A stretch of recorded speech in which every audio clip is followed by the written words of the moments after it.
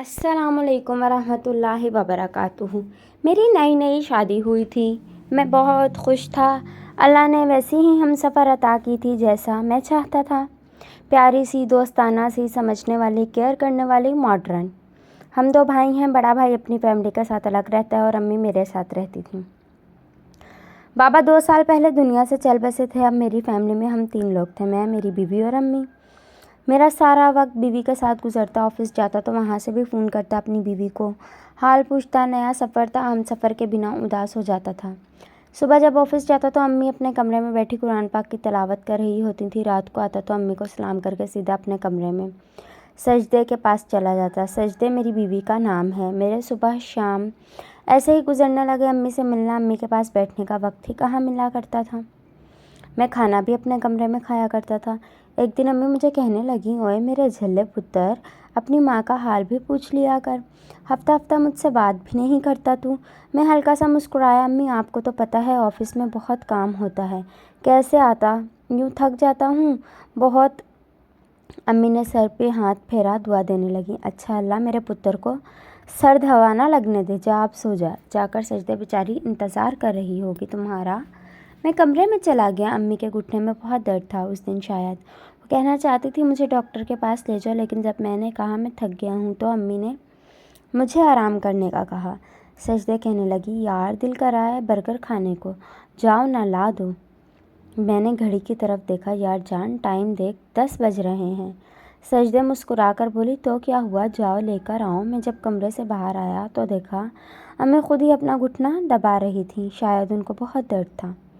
मैं इग्नोर करके bike start की। अम्मी ने पूछा, कहाँ जा रहे हो इस टाइम मेरे बच्चे। मैं बोला, अम्मी वो सजदे के सर में दर्द है, उसने खाना नहीं खाया, बस उसके लिए बर्गर लाने जा रहा हूँ। अम्मी ने ठंडी आह भरी, तो उसको डॉक्टर के पास ले जाता ना। जब मैं जाने लगा तो अम्मी ने कहा, अच्छा मेरे घुटने में दर्द है, आते हुए कोई दवा लेते आना। मैं बाज़ार चला गया। बर्गर की दुकान पर काफ़ी रश था। वहाँ एक दोस्त मिल गया, उसके साथ गपशप करने लगा। इतने में बर्गर तैयार हो गया। बर्गर लेकर घर आ गया। अम्मी ने लंगड़ाते हुए दरवाज़ा खोला। मैंने बाइक खड़ी की, कमरे में जाने लगा तो अम्मी ने पूछा, बेटा मेरी दवा नहीं लाया। मैंने सर पे हाथ रखा। उफ़ अम्मी, भूल गया था, अभी ले आता हूँ। अम्मी मुस्कुराई, नहीं बच्चे तुम आराम करो, कल ले आना। सजदे बर्गर खाने लगी। मैं मोबाइल पे गेम खेलने लगा। अम्मी शायद उस रात दर्द से तड़पती रहीं, लेकिन मैं बेखबर रहा। दिन गुजरने लगे। मैं अम्मी से दूर होता चला गया। हफ्ते में एक बार कभी अम्मी का हाल पूछ लेना, वरना अम्मी के कमरे में कब जाता था मैं। और बड़ा भाई, वो तो अम्मी से मिलने भी नहीं आता था, जबकि घर बिल्कुल पास था भाई का भी। वो अपने बीवी बच्चों के साथ खुश था। अक्सर अम्मी मुझसे पूछा करती थी, वकास पुत्र तेरे भाई का क्या हाल है, वो बेचारा पता नहीं किन मुसीबतों में पड़ा हुआ है। अम्मी अफसरदा लहजे में कहने लगी, कल देखा था उसे, उसकी दाढ़ी बड़ी हुई, बाल बिखरे हुए। वकास पुत्र, अपने भाई से पूछना सब खैर है ना। अम्मी तड़पने लगीं, अल्लाह मेरे बच्चों की मुश्किलें आसान फरमा। मैंने थोड़े सख्त लहजे में कहा, अम्मी इसको आपकी तो परवाह है नहीं, आप बस उसके गीत गाती रहती हो। माँ मुस्कुराई, हाय मेरे बच्चे, बहुत सीधा सादा सा है वो, बस फिक्र करती हूँ उसकी, वो खुद परेशान होगा इसलिए नहीं आता होगा मेरे पास। मैं गुस्से से बोला, परेशान नहीं है, अपने साले को नई बाइक लेकर दी है उसे 1.5 लाख की, परेशान कहाँ से। माँ चुप हो गई। मैं महसूस तो नहीं कर पाया, लेकिन अम्मी हर गुजरते दिन के साथ कमज़ोर होती जा रही थी। खैर दिन गुजरते गए। जिस कंपनी में मेरी जॉब थी उन्होंने मुझे दूसरे शहर भेजने का प्लान बनाया। मुझे वहाँ नया घर दिया। मैं बहुत खुश था। सजदे को बताया। सजदे खुशी से झूमने लगी। अम्मी आहिस्ता से चलते हुए हमारे पास आईं, पूछने लगीं, क्या हुआ, शोर किस बात का है। मैं मुस्कुरा कर बोला, अम्मी कंपनी की तरफ से मुझे घर मिला है, गाड़ी भी देंगे, दूसरे शहर में 5 दिन बाद हमको जाना है। माँ मुस्कुराने लगी, अच्छा पुत्र, अल्लाह खैर करेगा। अम्मी आहिस्ता से बोली, सजदे मेरी बच्ची, मेरे भी कपड़े पैक कर देना। मैं अम्मी की तरफ देखकर बोला, अम्मी आप नहीं जा रही साथ, अभी सिर्फ मैं और सजदे जा रहे हैं, बाद में आपको बुलवा लेंगे, आप तब तक भाई के पास रहें। अम्मी के चेहरे पे एक उदासी सी छा गई। अच्छा पुत्र, कोई बात नहीं। मुझे फिर अपने भाई के घर छोड़ा। मैं महसूस कब कर पाया था अम्मी का कांपता जिस्म, तड़पता दिल और बेबस लहजा। मैं अम्मी को बोला, अच्छा शाम को छोड़ाऊँगा। अम्मी ने उस दिन खाना नहीं खाया था। امی شاید بہت روئی تھیں۔ شام کو بھائی کے گھر گیا، امی بھی ساتھ تھیں۔ سلام کیا، بھائی کھانا کھا رہا تھا۔ بھائی ہم کو دیکھ کر تھوڑا سا مسکرایا، کہنے لگا کھانا کھا لو۔ میں نے شکریہ کا بولا، پھر بھائی کی طرف دیکھ کر بتایا، بھائی امی آج سے آپ کے پاس رہیں گی۔ بھائی چپ رہا، پھر بولا، کیوں بھائی تم تھک گئے ہو کیا؟ میں پیار سے بولا، نہیں بھائی، اصل میں مجھے جاب کے سلسلے میں دوسرے شہر جانا پڑ گیا ہے، کچھ مہینے بعد میں لے جاؤں گا امی کو۔ بھائی امی کی طرف دیکھ کر طنز کرنے لگا، ہاں ہاں اب مجھ پہ بوجھ ڈال جا، میں تو خود بہت تنگ ہوں بھائی، تو لے جا ساتھ ہی۔ بھابھی بھی غصے سے بولی، کیوں تیری بیوی نہیں سنبھال سکتی؟ ہم تو خود 2 وقت کی روٹی سے تنگ ہیں۔ میں بھائی سے کہنے لگا، بھائی میں امی کے لیے خرچہ بھیج دیا کروں گا۔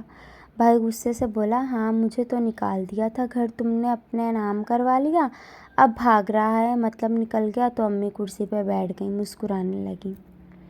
میرے بچوں کیوں جھگڑتے ہو میری وجہ سے؟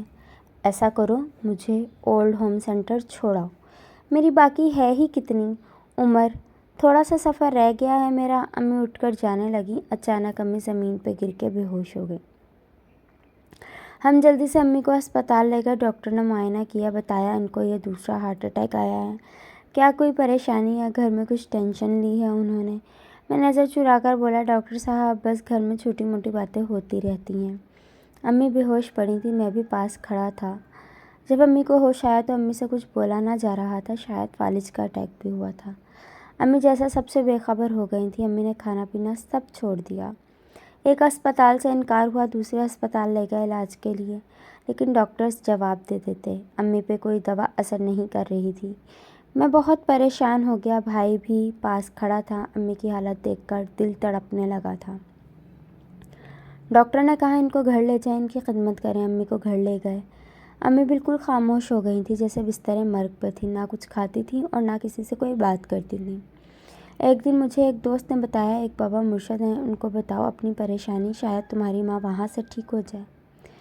میں بابا مرشد کے پاس پہنچا۔ ایک بزرگ سفید داڑھی رکھی ہوئی میرے چہرے کی طرف دیکھ کر بولے، آ بیٹا ادھر میرے پاس بیٹھ۔ میں پریشانی میں بولا، بابا جی میری امی بیمار ہیں، ان کا بہت علاج کروایا ہے، کوئی دوا اثر ہی نہیں کرتی ان پہ، ہر بڑے ڈاکٹر کو دکھایا ہے، امی نہ کچھ کھاتی ہیں نہ کچھ بولتی ہیں۔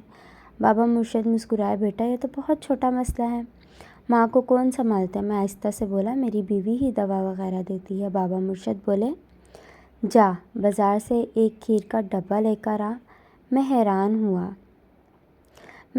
ہوا اور میں کھیر کا ڈبہ لے آیا۔ بابا مرشد نے اس ڈبے پہ ایک تو پھونک ماری، ایک بوتل میں پانی بھرا، اس پہ بھی پھونک ماری، کہنے لگے، گھر جا کر سب سے پہلے امی کے پاس بیٹھنا، ان سے کہنا امی آپ پریشان نہ ہوں، آپ ٹھیک ہو جائیں گی، کھیر بنا کر اپنے ہاتھوں سے کھلانا، اور یہ دم کیا ہوا پانی اپنے بھائی سے کہنا وہ پلائے اپنے ہاتھ سے امی کو۔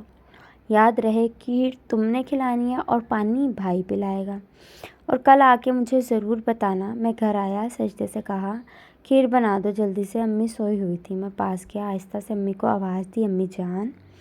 امی نے آنکھ کھولی، میں نے سر پہ ہاتھ رکھا، امی کو سہارا دے کر بٹھایا، امی کا ہاتھ تھاما، پیار سے بولا، امی جان آپ بالکل ٹھیک ہو جائیں گی، میں آج آپ کو اپنے ہاتھ سے کھانا کھلاؤں گا۔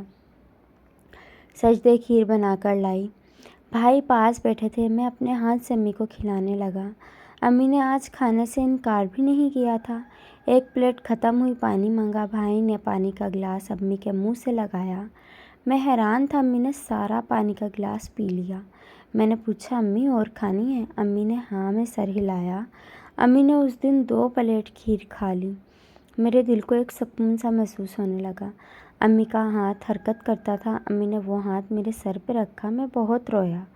بابا مرشد بہت پہنچے ہوئے ہیں، جب ڈاکٹرز نے لا علاج بتا دیا، بابا مرشد کی ایک دم سے امی کھانے پینے لگیں۔ دوسرے دن میں مٹھائی کا ڈبہ لیے بابا جی کے پاس گیا۔ بابا جی میرے چہرے کو دیکھ کر سمجھ گئے تھے۔ میں نے سلام کیا، بڑے ادب سے بولا، بابا جی آج یہ اور کھیر لایا ہوں، یہ بھی دم کر دیں۔ امی نے پہلے والی ساری کھیر کھا لی تھی۔ بابا جی بولے، تم نے اپنے ہاتھوں سے کھلائی تھی نا؟ میں نے ہاں میں سر ہلایا۔ بابا جی نے میرے کندھے پہ ہاتھ رکھا، ایک لمبی سانس لی، بولے، پتر سچ بتاؤں تو نہ پانی پہ میں نے کچھ پڑھ کر پھونک ماری تھی نہ کھیر پہ، بیٹا جب تم نے بتایا تھا نا کہ امی اتنی بیمار ہیں اور دوا تمہاری بیوی دیتی ہے، میں سمجھ گیا تھا ماں کو اپنے بیٹوں کی محبت چاہیے تھی۔ ماں کب پورا سنسار مانگتی ہے۔ جب اس کا بیٹا مسکرا کر ماں سے پوچھتا ہے نا امی آپ کیسی ہیں، خدا کی قسم ماں جتنی بھی بیمار ہو تندرست ہو جاتی ہے۔ بیٹا ماں دوا سے کبھی ٹھیک نہیں ہوتی، اولاد کے محبت بھرے چند الفاظ ہی ماں کی شفا بن جاتے ہیں۔ بیٹا کاش تم پہلے ہی ایک بار ماں کو اپنے ہاتھ سے دوا دیتے یا کھانا کھلاتے تو تمہاری ماں بیمار ہوتی ہی نہ۔ بیٹا ایک بات پوچھوں، کیا تم دو بھائیوں پہ وہ ماں بوجھ بن گئی ہے جس کے آنچل تلے تم پروان چڑھے؟ میری آنکھوں سے آنسو بہنے لگے۔ بابا مرشد میں بھٹک گیا تھا، میں امی جان کا درد محسوس ہی نہیں کر پایا۔ بابا مرشد مسکرائے، بیٹا مائیں اولاد سے ناراض نہیں ہوا کرتی، بس جینا چھوڑ دیتی ہیں۔ جا اپنی جنت کو جا کر سینے سے لگا لے، ان سے پوچھ ماں کا مقام جن کی مائیں قبروں میں جا سوئی ہیں۔ ماں کے بنا دنیا ایک قبرستان ہے۔ بیٹا ماں کو دوا کی نہیں تمہاری ضرورت ہے۔ میں تڑپ اٹھا۔ مجھے آفس سے کال آئی، آپ کب جا رہے ہیں دوسرے شہر؟ میں نے انکار کر دیا، مجھے اب امی کے ساتھ رہنا تھا۔ میں اور بھائی امی کے ساتھ رہنے لگے۔ 2 سال گزر گئے تھے، امی اب بالکل ٹھیک ہیں، ہم بہت خوش ہیں، نیا گھر بھی بنا لیا۔ اپنے ماں باپ کی قدر کریں، وہ کب اولاد سے پورا جہاں مانگتے ہیں، وہ تو بس محبت و احساس کے طلبگار ہوتے ہیں۔ اگر کوئی اپنے ماں باپ سے ناراض ہے تو خدا را جائیں اور راضی کر لیں ان کو۔ خدا کی قسم ماں کو سینے سے لگا کر تو